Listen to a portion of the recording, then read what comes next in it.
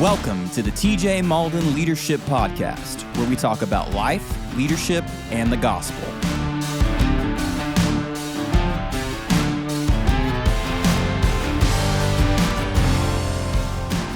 What's going on, everybody? Welcome to the podcast today. I say this every time, but I'm so glad that you would take a few minutes of your day to hang out with me and the crew here in the studio. We're so grateful. And I will say this, I hardly ever say this, but if this is meaningful to you, if you get some kind of benefit from sitting and listening to all of these musings and ramblings about life, leadership, and the gospel, would you share this out on your socials? Would you like, subscribe? Click the link down below. I'm just joking. I don't think there's a link down below, but you can like and subscribe, and that would be incredibly grateful. I would be incredibly grateful for that. So listen, today I want to talk about, I have a confession to make, all right? And I'm going to start with a confession. I am going all the way back to 2008. I am a sucker for a cello solo, like a cello concerto, not a cello solo. All the way back to 2008. And I'll tell you what I mean by that.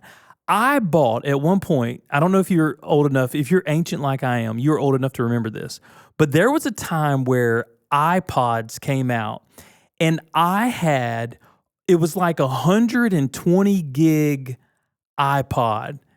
And y'all, this thing was literally like, it was the size of a cell phone. You guys remember that, Ryan? You remember that, Lindley? So, y'all, this thing was like, I don't know, literally the size of a modern day iPhone, okay? So like, well, it was about half the size of my iPhone, and it was 120 gigs of music. And man, I had one that was black and one that was white, and I just thought they were the coolest thing. And one of the first things I downloaded on this 120 gig iPod was a Yo-Yo Ma cello piece, okay? It was it was a Yo-Yo Ma cello piece, and I have always been, you can ask the team here, email us in, fact check me if you want, but y'all, I have always loved cellos. And like every Christmas, when our Christmas Eve service here at First Baptist is a huge deal, and every year when it rolls around, I'm always like, hey, like, how many cellos are we going to hire this year? Like, when we going to hire the cellos, you know? And I've yet to have the dream cello concerto that I desire for Christmas Eve, but there will be a day. And when that happens, I will let y'all know. But I've always been a sucker for a cello concerto. And my favorite is, I always get his name. If there's anybody listening that's into classical music and orchestras, you're going to just kill me for this. But Antonin Dvorak, or Vorshuk.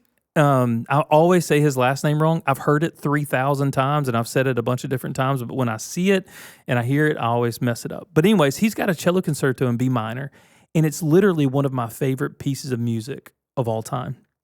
And I'm going to unpack why I'm sitting on this, but I guess over the last few months, I play it in my office on the regular. I play it at home on the regular. When I'm sermon prepping, I play cello concerto in B minor, and it is drastic. It is intense. It is beautiful. It is intricate. It is an entire orchestra, and the cello is like center stage. And there's actually a girl, I believe she's Czechoslovakian, but her version's my favorite. Yo-Yo Ma has a version too, but his isn't nearly as good as her. But I might link in the, I'll drop a YouTube link under the YouTube link here, so you can go check this out, Cello Concerto in B minor. But it made me think, okay, I was last month, I guess the last month and a half, I'm always listening to Cello Concerto in B minor. It's one of my favorites, like I said. But I watched this one kind of with fresh eyes, and I began to think about like where we fit into the story of God. And I know this is a quick left turn out of Cello Concerto in B minor, but I started thinking about how we are all instruments of glory for God. And I, as a pastor, I'm always in the scriptures, and I was thinking of all throughout history in the Bible, God chose different elements to maintain, to carry, to hold his glory, right? Things that he would use throughout all of Scripture. You can go back to where God calls Moses, right? We have the burning bush. So literally the glory of God is like in this bush that's burning, that's not consumed. And then you move through the Old Testament, and there's the Ark of the Covenant, which housed the glory of God. And then there's the Holy of Holies, where the glory of God would be, right?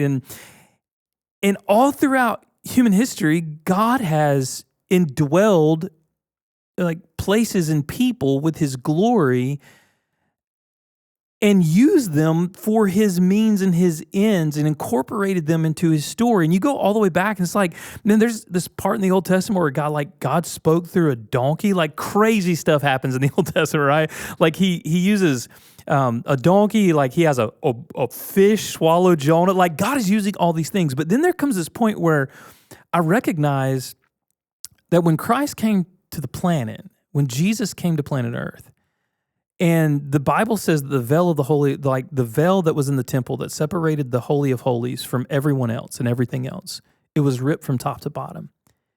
And because Jesus came and lived on planet Earth, he lived a life that we could never live. He died in our place, and he resurrected from the grave, and he tore the veil from top to bottom. Now the glory of God can be, through the blood of Christ, deposited into all of our lives. And so, like, don't get me wrong, we're all the Imago Dei, right? That's why every person is worthy of honor and respect, because they're a reflection of the glory of God. But we can be more than just a reflection. We can be more than just the image of God in flesh, right? Like God's heartbeat and creativity expressed through all different races and languages and people groups like that. I believe that's the complexity and beauty of God on display. But we're at a place now to where, because of Jesus, not only do we reflect the glory of God, but we get to house the glory of God. Like God has chosen humans to be these jars of clay, these frail, like breakable, imperfect jars of clay. God has chosen to be the things, the instruments on planet Earth that house his glory. And I love 2 Corinthians 4:7. It says, but we have this treasure, the treasure of the gospel, the treasure of the presence of God, the hope of his Spirit living in us. We are just jars of clay to show that the surpassing power belongs to God and not to us.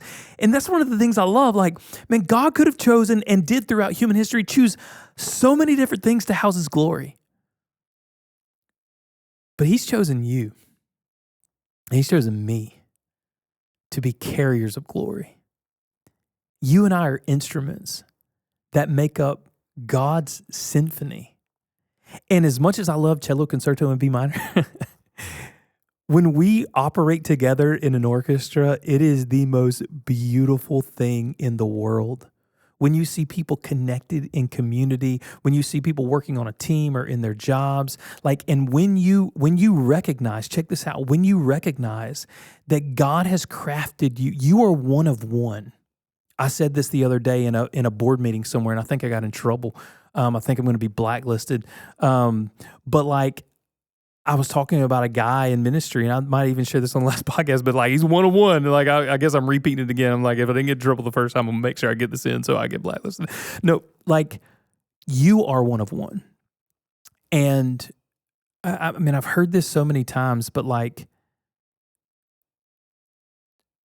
I could paint something today, and I could put it on Etsy and sell it for about 35 cents. You know what I'm saying? But like, or I could go find Michelangelo or Da Vinci's work. I could find a one of one, and it's worth millions. So every instrument, every creation is ascribed worth based on who created it. And I want you to hear me say this today before I even get into the point. You know, I'm going to give you some points. You have an infinite amount of worth because you were crafted by the creator of the universe, and you are one of one. And I want you to know this, like, you are needed. Like, the orchestra's not complete without you. Dad, mom, business leader, coach, like entrepreneur, Like your community is not what God could have it be until you're playing at capacity, until you're doing what God has called you to do, until you're walking out your faith journey with Jesus and living good leadership, good hospitality, good friendship, good parenting on display for the world to see. Like you are one of one, and you are an instrument that is like no other instrument. Like there's no other instrument that will ever be created that has your specific, perfect DNA. Your personality, your idiosyncrasies, you're needed. But check this out. Sometimes I love music. You know that, and I play music, and I poorly play an acoustic guitar, and I can fumble around on a piano a little bit. But I'm always aware when an instrument is out of tune. And in this podcast today, there may be some of you that you're like, TJ, man, like I get what you're saying. But I just feel like I'm having some struggles. There's some struggles in my leadership. There's some struggles in my life. And I don't really know what to do. Like I do believe that God has created me as an instrument of glory. I do believe that I'm one of one, not in an arrogant or braggadocious way, but in this humble, like grateful way that God took time to create me. And out of all the million of opportunities for a person to be born to my parents, like God allowed me to be born because he had something for me to do. But sometimes I feel like I'm not living up to my potential, or maybe there's some, TJ, I got some hurts or some habits, some things I need to overcome. What am I supposed to do? Check this out. I'm going to give you two things, because sometimes I think that we feel like we need a complete overhaul, or that we're playing with the wrong instrument, or we were created as the wrong instrument, right? Or, and maybe just sometimes you're just out of tune. Like, check this out. I know how to play an acoustic guitar. I know what an in-tune acoustic sounds like. And if every time my acoustic got out of tune, I just threw it away, or I blamed the acoustic and not the strings that needed to be tuned, I would be in trouble. I would devalue the instrument. I would think there was something wrong with this multi-$1,000 piece of equipment when really, check this out. This is what's crazy. Like I have before played a $100,000 piano, okay? A very special concert grand Steinway, $100,000 piano. But even that piano will sound terrible if one of the strings is out of tune. And so how insane would it be to throw away the Steinway or to throw away the acoustic just because one string just needs to be tuned slightly? And y'all, the tuning is sometimes so small that some people in the room would not even recognize that it happened, but they can feel the difference. And so you say, well TJ, dig a little deeper. What does that mean? Well, sometimes there is sin in our life. And y'all know I'm a pastor, so I'm gonna give you this Christocentric perspective of leadership and when it comes to being in concert and in tune with the Lord. Like sometimes we're just misstepping in our lives. We're living in a lack of integrity or a lack of humility, or there are some dishonesty in our leadership. There's some envy or jealousy. There's some resentment or bitterness. And some of that can begin as legitimate offenses or legitimate courage and bravery that turns into maybe pride or hostility or unkindness. And so maybe you're out of tune. Maybe you're like, man, my wife and I aren't getting along, or my team and I are at a disconnect. And maybe it might be sin, okay? Like I want to start at like the most severe idea, right? But Psalm 139, 23 and 24 says, "Search me, O God, and know my heart. Try me and know my thoughts, and see if there be any grievous way in me, and lead me in the way that is everlasting," or in the way everlasting. And so like base jump, if you're a Christian, like, and you feel like you're out of tune, you feel like you're disconnected from a spouse or a friend or a job or a dream, maybe the first thing to say is not to look at everyone else in the orchestra, but maybe just to look at your own instrument and say, do I need to be tuned? Like, do I need the Lord? Do I need to allow the Lord to search my heart and like clean up some of this pride or some of this lust or materialism or greed or anger or whatever it may be? And like, here's the deal. All of it, and hear me say this too in this pocket, like there's no judgment. Like I have my own sin that I have to grapple with and confess to the Lord. Lust, pride, arrogance at times, right? Like bitterness. Like there's things in my life that started out as genuine offenses, and rather than offering forgiveness, I've given bitterness in return. So I have to ask God, like, God, search my heart. Like, is it sin in my life that's keeping me out of tune? One of the ways that, well, I love even Psalm 51, David, who was a psalmist, right? He said, create in me. You say, TJ, what does it sound like then for me to get back in tune with God, with my Creator? Well, David lays out a pretty good prescription for that prayer, or prescription. And he says, create in me a clean heart, O God. Renew a right spirit in me. Like that's his prayer, like creating me a clean heart. Let me, can I translate that 2026 Malden version, right? Tune my heart, oh God. Tune my heart. Like there's some areas that might be out of tune. There's might be some missteps in my leadership, in my life, in my relationships. Would you just like tune me up, Lord? Would you reveal to me where I'm missing the mark and allow me to just kind of submit those things to you, receive your forgiveness, and then be tuned so that I play in concert with my Creator and then with fellow humans as I move through this life. All right, so sin, right?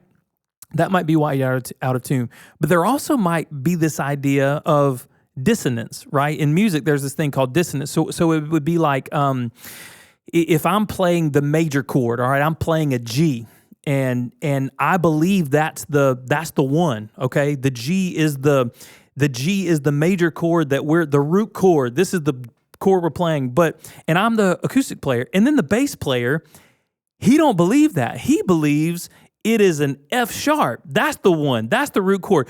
When you play those two things together, you've been there before, right? You've heard someone. Well, if you've ever been in a worship service with me, like it's happened. It happens all the time, right? Because none of us are perfect. And so someone will play a key that's in dissonance, right? It's out of alignment with the rest of the team. And so check this out. Their instrument is correct. Their instrument is in tune. They're just playing the wrong note. And so in your life, I like check this out. Like key in on this with me as you're driving down the road, or you're I don't know, maybe you're hanging in your Eno out on the campus somewhere. I don't even know if they still make those things or if they're still in fat or whatever. But you know what I'm saying, like a little hammock or wherever. Or you're on the beach. You're somewhere listening to this podcast. Like it might not be that you've got some great grievous sin in your life that you need to be tuned and you need to correct. It might just be that you're playing the wrong part in the wrong place with the wrong people. It could be any of those isolated. You could be trying to play a part that you weren't created for. And so you just feel out of place. You feel out of tune. You might be on a team where there's just dissonance there, like y'all aren't on the same page. So you just need some leadership. You need some vulnerability. You need to incorporate some friendship. You might be at home and you and your spouse, you and your kiddos, like there's just kind of some friction and disconnect. And maybe it's just that there's dissonance. Y'all just aren't playing the same note. And so pull everybody together and get on the same page. In the same way that you would go to God with your sin, go to the people around you and ask them, like, hey, do you feel like we're playing in step with each other? Like, what are some ways that I could better serve? If you're a leader, ask your team, what are some better ways that I could serve you? And ask your team, hey, am I taking care of you? Am I serving you well? Am I operating in my giftings? Do you guys see any slack in my life, any laziness in my life? Do y'all see where I'm overreaching or overthinking? Like, listen, let the orchestra help you.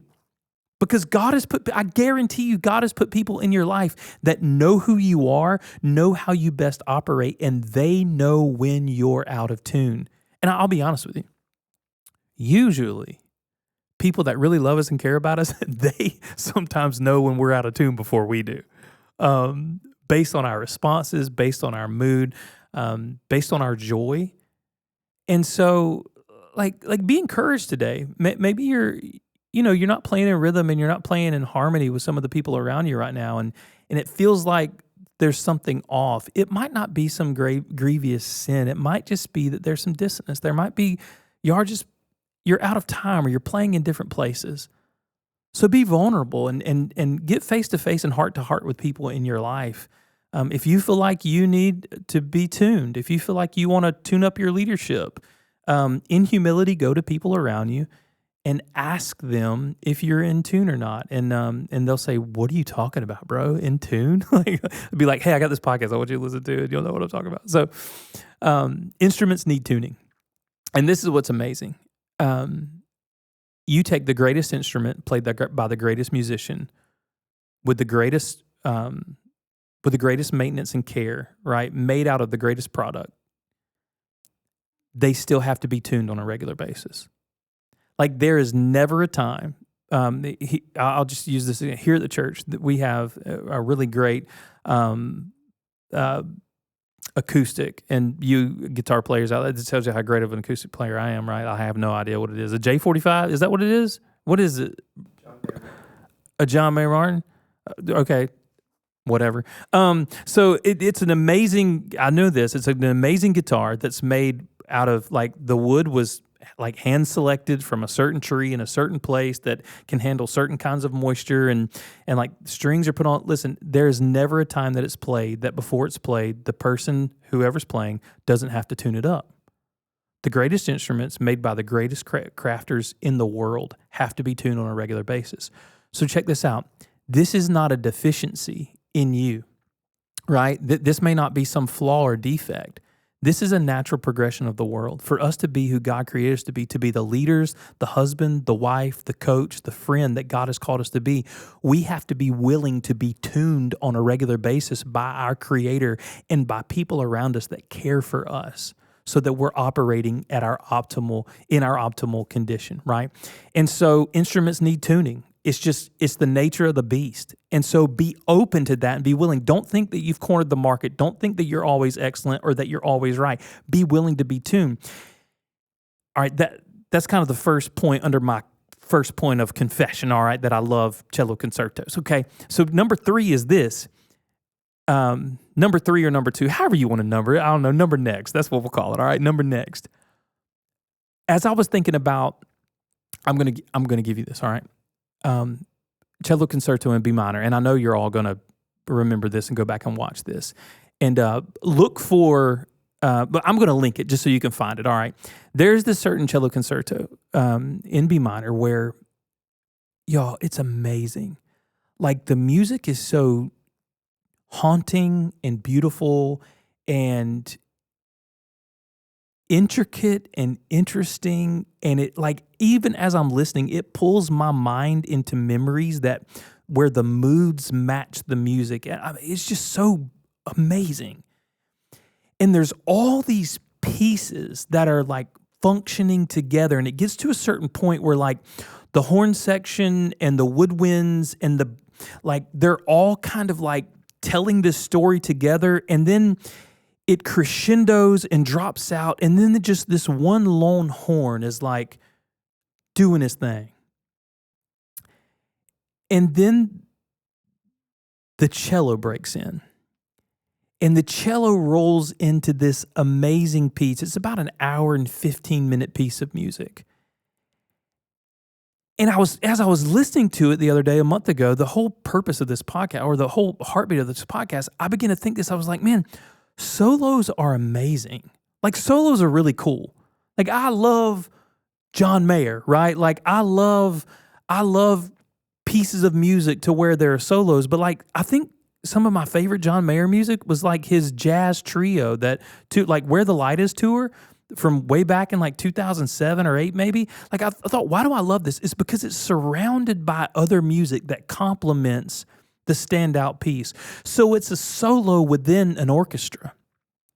And it's like, solos are great. An instrument playing all by itself. But, like, check this out. If you were to take Cello Concerto in B minor and you remove all of the other pieces of the orchestra, I'm not nearly as interested. And that's what I realized the other day. Like, what makes the cello so beautiful to me in Cello Concerto in B minor is that it's surrounded by all these dynamics and all these other pieces and personalities and vibes and all of this harmony that, like, crescendos to this moment to where it's like it puts the cello on the pedestal for a moment, but like the cello's nothing without the rest of the orchestra. And I had this thought when I was watching this happen, and you're getting a look into my mind of like just hearing like what's happening when I'm hearing a piece of music. But like I had this thought. I thought, man, solos are really cool, but they get really lonely at some point. Like it even happens in music, right? Like we had a electric solo in worship service not long ago, and it was really cool. But I'm like, if that went on for 3 or 4 minutes by itself, I'm like, we need to cut. like I'm starting to feel uncomfortable, right? It's lonely. And so, as an instrument that God created to carry His glory and to play in concert and in rhythm with Him and with other people, like you might think this Lone Ranger, I'm a maverick mentality is going to cut it for your life. And it might be really cool for a little while, but I want you to hear me say this. Solos are really cool, but they get lonely. You weren't created to operate in isolation. You weren't created to operate as a solo. Like you were meant to live in community with people. Instruments need tuning, and instruments need other instruments to make the orchestra. And this is what I believe. And all throughout the New Testament, y'all, too. Like this is what's really interesting. Like God never addresses His bride as the singular, right? Like outside of the bride of Christ. But the bride of Christ points to the collective. Like He's always looking at like you are branches connected to the vine, right? Like many branches connected to this one vine. You are the body of Christ, where Christ is the head, and you are the body of Christ. So there's many different body parts, right? Like, so it's all these different parts of the whole. And I believe, check this out, I believe we were created for community. We were created for togetherness. We were created for the orchestra. And you might be grappling in your leadership, or maybe you were even under the school of thought that like I got to do it all by myself. I got to, I make decisions unilaterally. I'm this top-down leadership kind of guy or kind of girl, and like what I say goes. And it's like, man, Ephesians 2:19 says, so then you are no longer strangers and aliens, but you are fellow citizens with the saints and members of the household of God. Like in all the ways that the New Testament points us to this instrument-like lifestyle played in the orchestra of God. Like a house is really lonely when it's empty. And you were meant to be in the household of God with a family. And so, like, I don't want you to miss out in your leadership. I don't want you to miss out in your life by thinking that you have to play a solo, or that your value will diminish if you share the glory, or you share the wealth, or you share the information, or you share the win. And I get it. Some of us are conditioned to self-preservation, right? You've been wounded in your life, or you were coached by someone that says, you know what, step on everyone you need to step on to get to the top. It's only about you and your deal and your sell. Like step on other business partners, step on other people, step on relationships, neglect your family, do whatever you need to do to finish number one. Well, listen, number one's really lonely if the house is empty. Like the solo is really, really, really lonely if you're playing to an empty concert hall. It's really beautiful when the family's there. It's really beautiful when the other members of the orchestra key in with their gifting. But it can be really, really lonely if you're just playing a solo. And now you may say, well, TJ, I'm responsible to be the leader. I'm responsible to be the head of this organization or the head of my family, or like, TJ, there's a lot of weight. Well, check this out. If you click on the link that we're going to provide and go check out Cello Concerto in B minor, you will see that there are moments where the cello does take center stage. Like it carries the weight and responsibility to drive the piece, but it doesn't do it alone. And I want to encourage you with this too.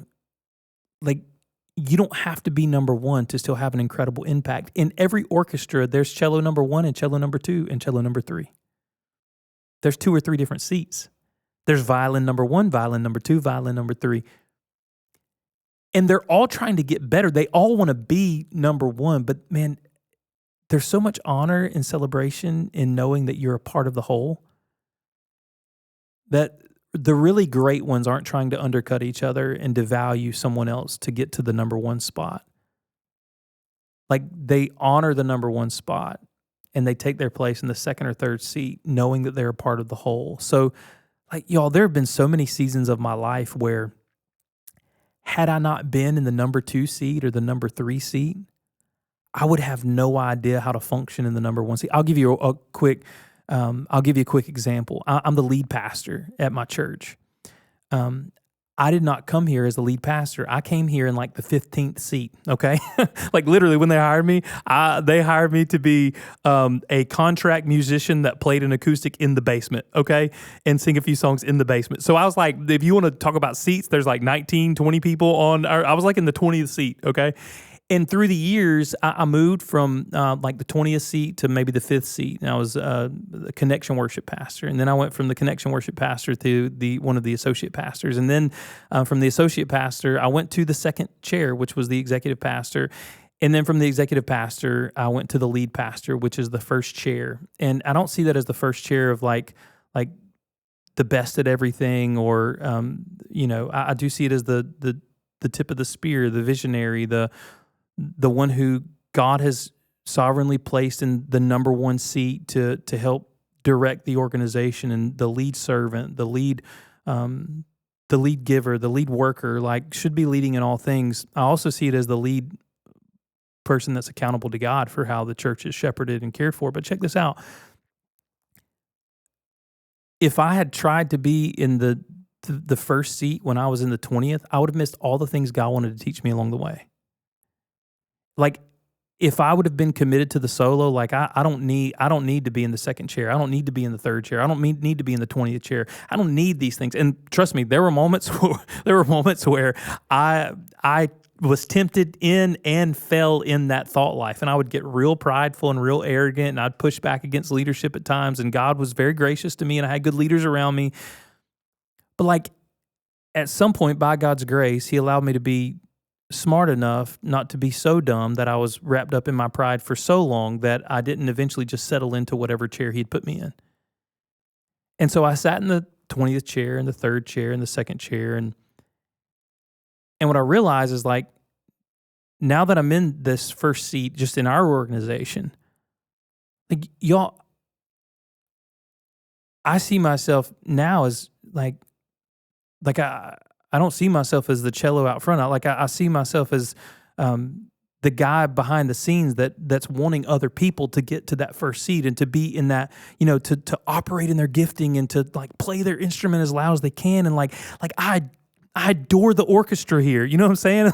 like now some people mishandle and they misuse and they disabuse people, and they abuse that number 1 seat and that number 1 role. But like, if God has gifted you uniquely in leadership and you're leading an organization, you're leading a family, you're leading a friend group, you see yourself, you recognize, like, okay, I am sitting in that first chair.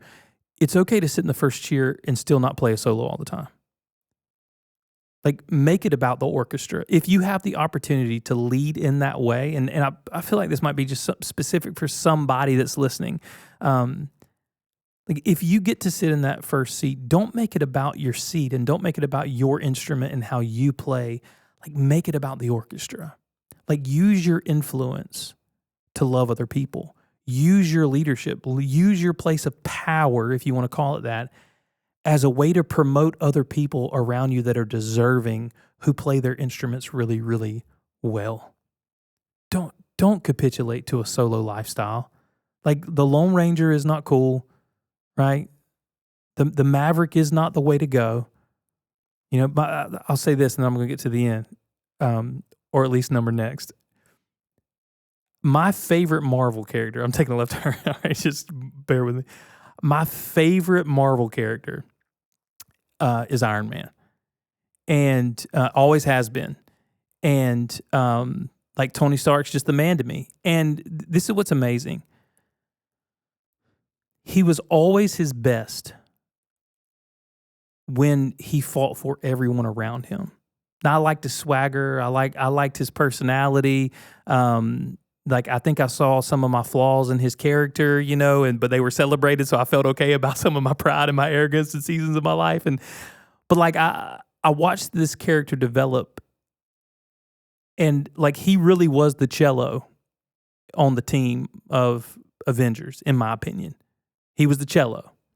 He had the first seat in a lot of ways. But that's the dude that dies to make sure a lot of other people succeed. Like that's the dude that does everything he can when he matures in his leadership. He does everything he can to leverage his influence and his position to set everybody else up to win at great cost to himself. And that's what a great leader does. They don't play the solo, right? Like they don't make it all about themselves. They make it about the orchestra. Here's the last point. In this concert, all right, as you as an instrument, you're one of one, created by God for his glory, for a specific purpose on planet Earth, to give him glory and for the good of mankind. That's what I believe as a Christian.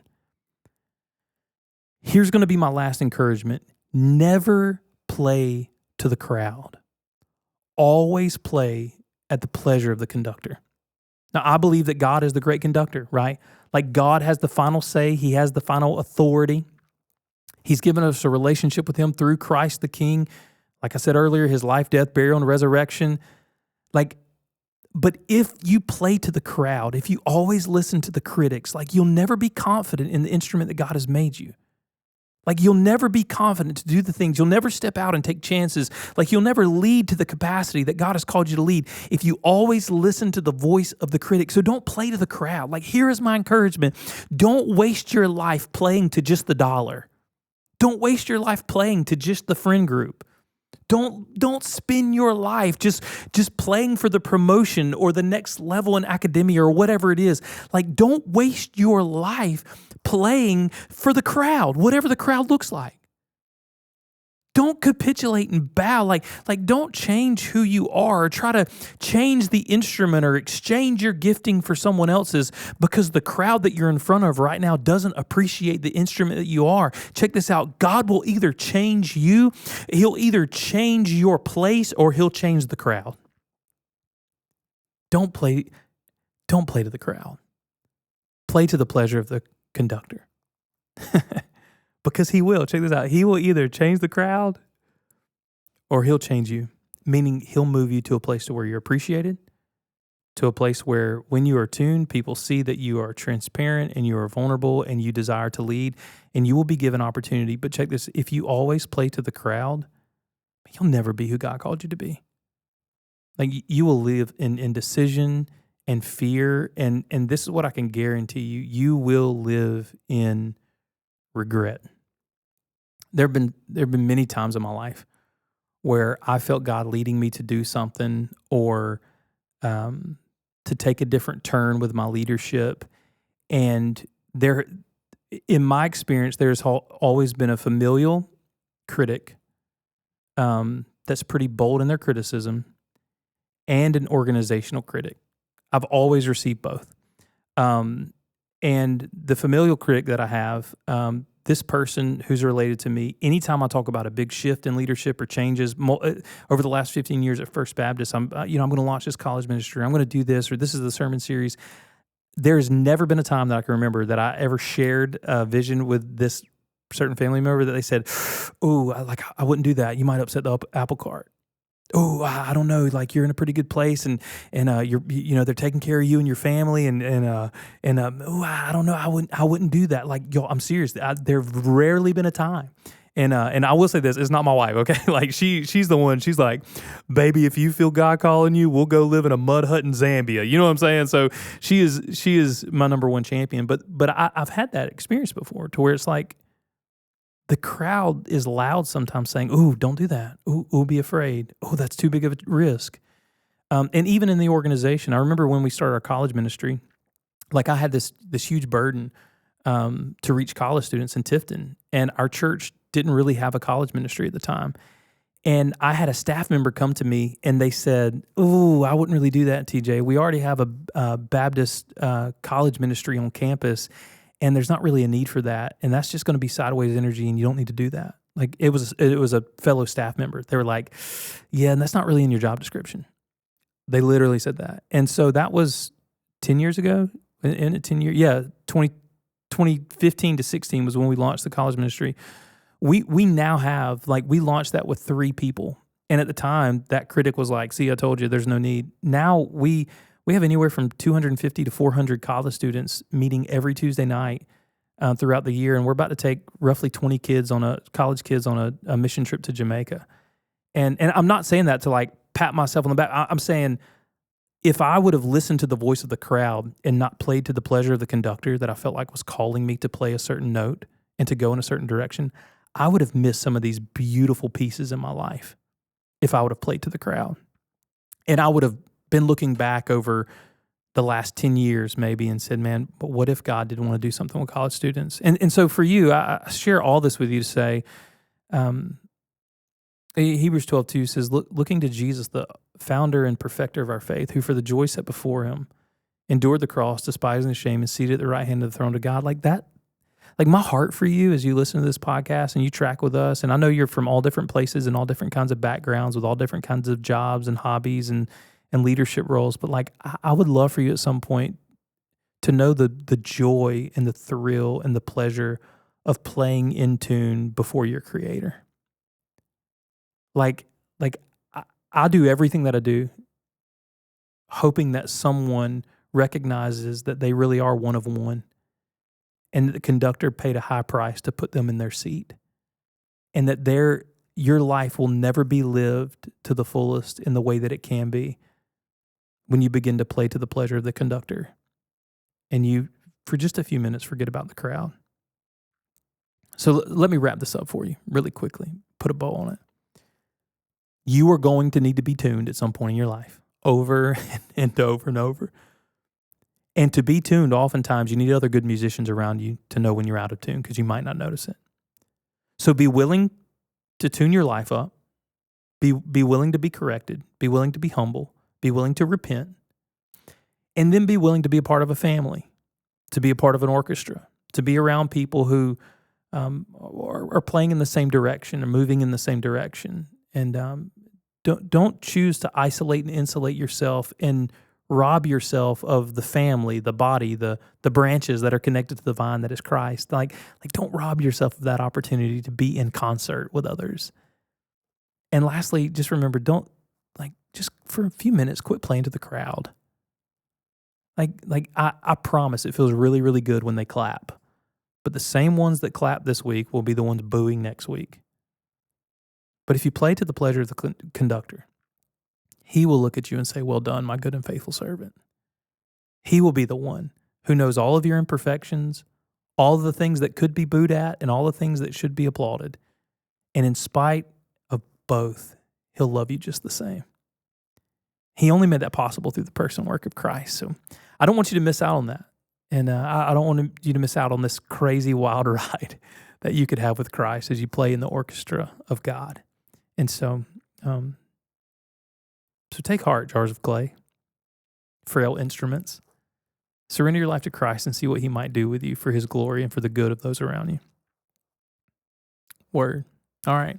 Listen, I love y'all, and I'm so grateful that you have hung out with me. And we say this all the time, but if you want to hear about something or you have questions, TJ Malden Leadership Podcast at gmail.com. You can reach out to us. Like I said earlier, if this has been beneficial to you in any way, share this out on social media, like it, subscribe to the YouTube, and if nothing else, the least you can do is go click on the link and listen to Cello Concerto B minor while you're doing your homework or while you're driving down the road. It's really cool, and I think you'll like it. I love you guys. See you. Thank you so much for listening to this episode of the TJ Malden Leadership Podcast, where we talk about life, leadership, and the gospel. If you enjoyed this episode, share with a friend. For more content, follow us on Instagram and YouTube. If you have any questions you would like to ask TJ, whether it is about life, leadership, or the gospel, you can email those to tjmaldenleadershippodcast@gmail.com. Thank you again for listening, and we hope you join us again on the TJ Malden Leadership Podcast.